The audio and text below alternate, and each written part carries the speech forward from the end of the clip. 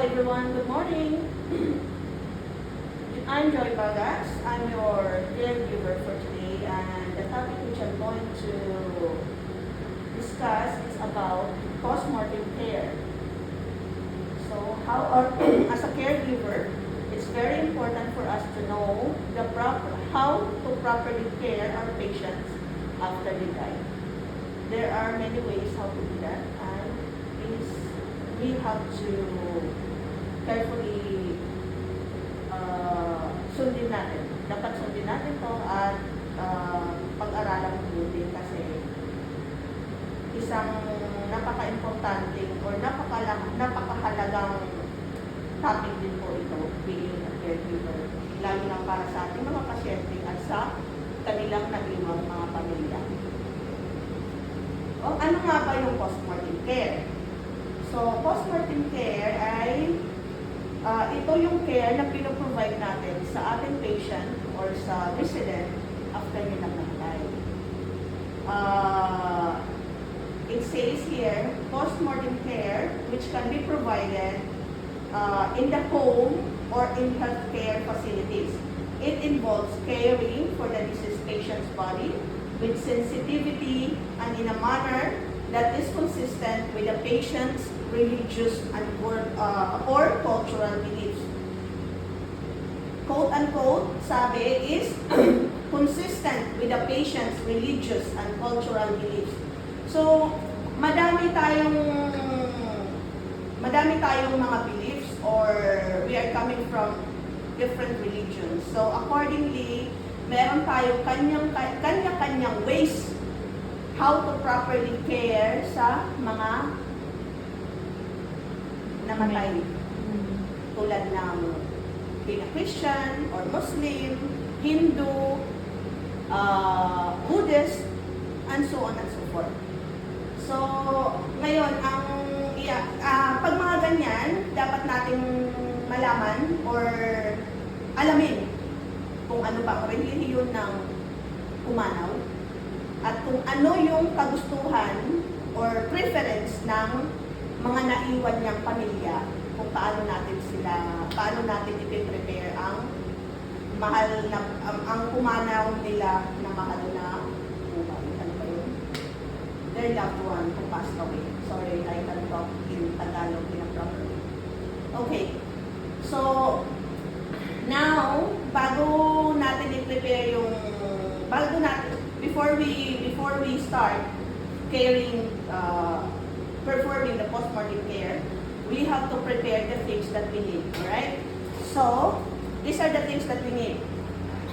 Gloves, towels, patient tags and patient labels, which are very important.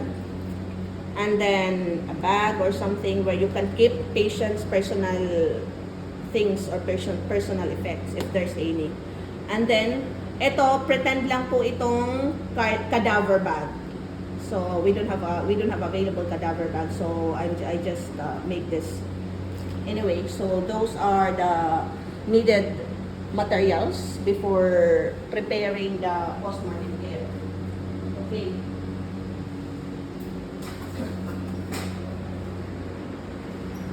I'm just gonna discuss how to the step-by-step caring for the patient who passed away. Then later, I will give a demo. So, yun. Bago ka pumasok sa room, pag in-assign sa'yo yung pasyente na pumanaw na kailangan mong bigyan ng which you are going to give or which you are going to take care after he died, meron niyang special instruction. So, before you go to the room, ang sabi dito, first is, if there's a sign that you are supposed to place the patients outside the door in the hallway, make sure you do that first. So, kailangan mo you have to pay attention to that and follow the instruction. If there's nothing like that, then you have to go ahead. So, enter the room, and after you enter the room, you have to give respect and privacy to the patient, the same as what you usually do para sa mga inaalagaan mong pasyente na buhay pa. It doesn't mean napatay na siya, so gagawin na lang natin na para-para. No, it doesn't work that way. So we have to take care of the patient who passed away and give them respect and dignity as per on how we give the alive patients. Okay, so we have to give them the proper privacy. First is you have to close their door, and we have to pull the curtain. Then we have to prepare the water, which we are going to use to give them a bath. So when giving bath to the patient, you have to give them bath same procedure as per when they are alive. Okay? So first is you have to raise the bed. When you are giving the bath, you have to raise the bed and flatten it out. Remove all sheets and blankets and the gown from the patient. When you are going to give, because you are going to give them a bath, and remember, your patient is already dead.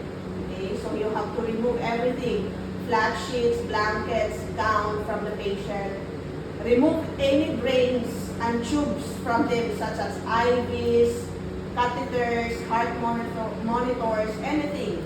If you are unsure of whether something should be removed or this is beyond your scope as a caregiver, you have to call the patient's nurse for assistance. So you have to cross-check with the patient's nurse. Kung hindi ka sure kung kailangan ba yung i-remove or hindi. So, never ever decide on your own. You always have to cross-check. Then after getting the confirmation, then you go ahead. Okay? Then, remove the personal things like dentures, glasses, wedding ring, anything that you can see which the patient is currently has. Then accordingly, you give bath to the patient. Okay, as what I have just mentioned earlier, it's just because that they cannot feel anything, it doesn't mean you shouldn't be thorough or should be extra rough on them. No, we always have to apply the SOP, okay? We have to always respect whether alive or dead. Okay.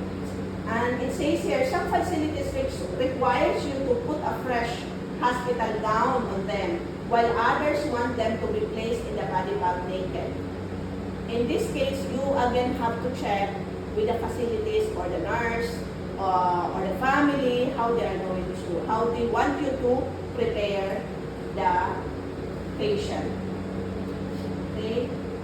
Now, I'm going to give demo on how to properly put the patients on a cadaver bag. You have to prepare them. I'm gonna prepare the patient because after a few, let's say after a few hours, half an hour, let's say, the funeral or the morgue or the patient's family will, not family, the morgue, yung funeral home, they will come and take the patients para maano na nila yung process ng ano nila.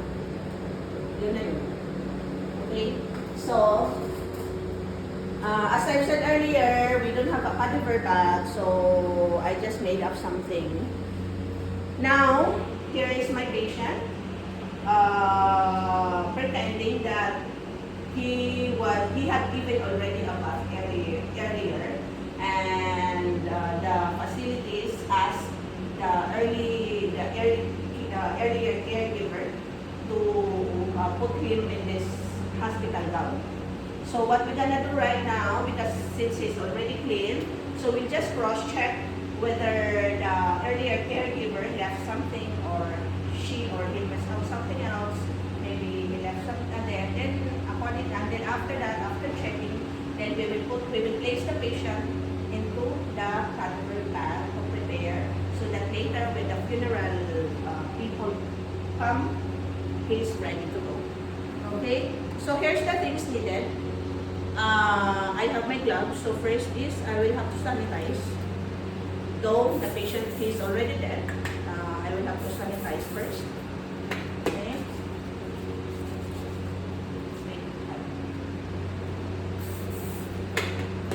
Then I'm gonna put my gloves.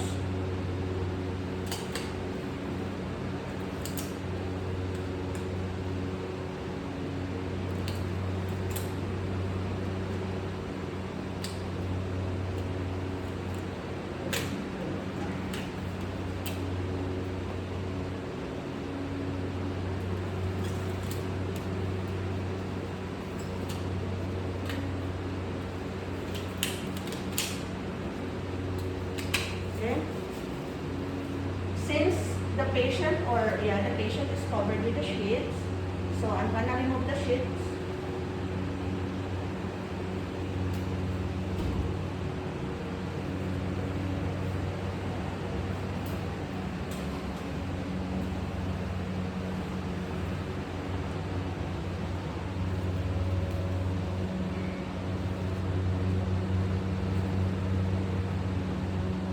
Place it somewhere.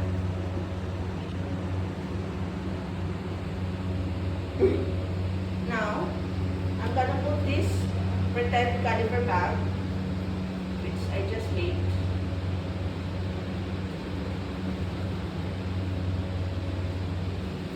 Half here. I'll place this one first. Here.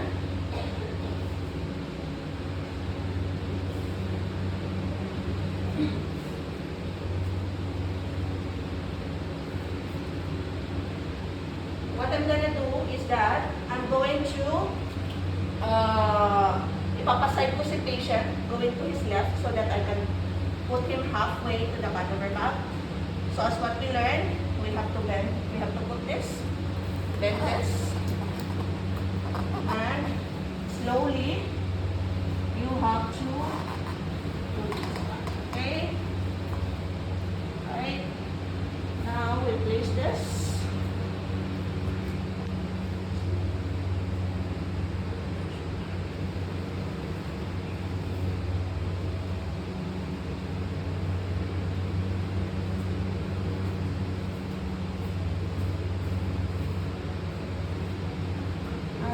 Roll him again slowly. There you go. And this one here. And here. And you can move it. And this one. And now the other way. You can either go that side, whichever is comfortable. But now I will do here. I'll let him roll to my side. Sorry.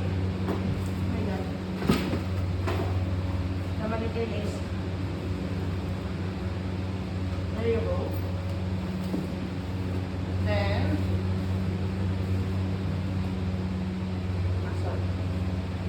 and we have to put the first patient's tag on his, usually it is on right toe. So we'll put it here. Patient's tag with patient's information and everything. Okay? So we have that. This is a cadaver bag again. So we'll prepare to zip it.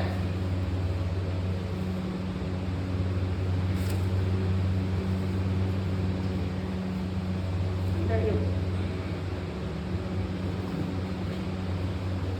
So pretending it's a cadaver bag, so I'm gonna zip it now. 2 zippers. Then there is another tag which you have to put. It's like you will seal the zipper, the 2 zipper you have to join it and put this together there. Making sure that para hindi, to avoid na magka-interchange yung patient. Okay? So we are ready. The patient is ready. Okay? So he's ready to be moved. So that's it, guys. I hope I made it simple and understandable. Thank you.